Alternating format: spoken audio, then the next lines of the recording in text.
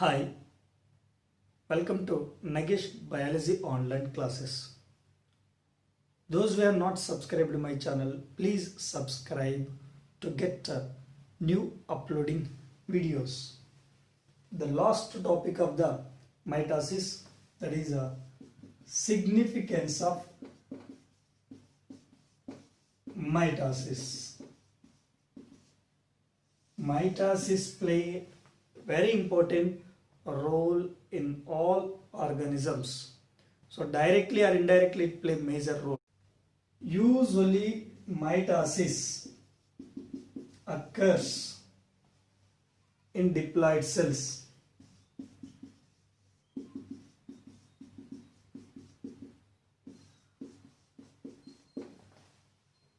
But whereas mitosis also occurs in some haploid cells. Examples, that is very important. Some social insects, that is best example, honeybees. Honeybees, the male honeybees, at the time of production of gametes, mitosis cell division occurs. And a lower group of plants. Example for lower group of plants like in majority of algae and as well as bryophytes. Mitosis only helps to production of gametes. Here the epidermal cells or continuously epidermal cells, they undergoes mitosis. Our outer layer of the skin consists epidermis.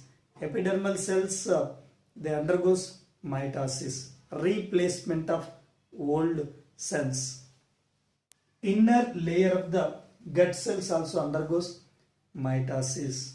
In all multicellular organisms, growth occurs because of mitosis. That you take either plant or animal. So new seedling. So small plant is there here because of mitosis. So it grow very tall. So here the small plant, it consists very less number of cells. But whereas the cells, because of undergoing repeated mitotic division, a plant, very big tree is formed that consisting many cells. The multicellular organisms growth occurs because of mitosis. And here the most important point, whenever cell growth occurs, here nucleocytoplasmic ratios will be disturbed. Cell size increases, nucleoplasm cytoplasm ratios will be disturbed. To maintain proper ratio, cells immediately undergoes mitosis. Now RBC cells also produced because of mitosis. WBC cells also produced because of mitosis. Now mitosis also helps to cure the wound healing process. So to cure the wounds in animals or in plants. So usually the mitosis only play important role to cure the wound healing process.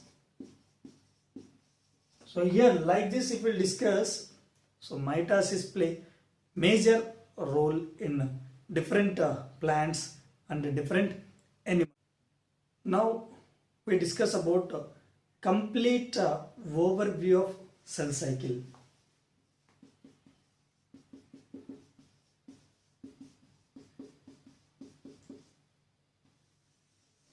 In this topic, what we are going to learn, for one single chromosome, the number of DNAs, how many number of chromatids, how many strands will be there, that we discuss.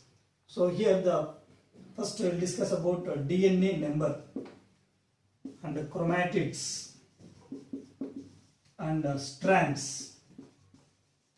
For one chromosome, that is very important. For one chromosome, how many DNAs will be there, how many chromatids will be there, how many strands will be there for one chromosome in different phases. At G1 phase, one chromosome consists one DNA, one chromatid, two strands. S phase, the amount of DNA, chromatids, strands, they are double.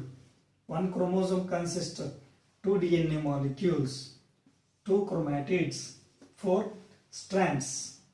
Now G2 phase, there is no difference. DNAs will be same, chromatids will be same, strands also will be same. So the G2 phase, cell enters into the prophase. Same amount of DNA, chromatids, strands. That is, in metaphase also each chromosome consists of two DNAs, two chromatids, four strands. But whereas that is in anaphase, not beginning of the anaphase, at the end of the anaphase. End of the anaphase if you will see, so here for one chromosome there will be only one DNA due to splitting of centromere. A total entire chromosome splits into two chromatids. So we have to consider it as daughter chromosomes. At the end of the anaphase, one chromosome consists one DNA, and here one chromatid, two strands because of splitting of chromosomes. Next here, telophase. Same, one chromosome consists one DNA, one chromatid, two strands. But for examination point of view, this concept is very important. So here this chart 100% useful to get good marks in all competitive exams, because they will give some X number of chromosomes, then they will ask the number of DNAs, number of chromatids, number of strands found in different phases. So here I took only for one single chromosomes, but here chromosomes number double in anaphase. So here the number of chromosomes are double, but DNA for one chromosome will be one only. Here the DNA, it consists of two strands, that is both strands are arranged anti-parallel to each other according to double helix model that is proposed by Watson-Crick. It has two strands. The wherever DNA comes in any organism, that we have to consider as two strands, except few DNA viruses. But here usually in higher organisms, in plants and animals, for one chromosome we have to consider same the number of DNAs or chromatids or strands. So this concept 100% useful to get good marks in competitive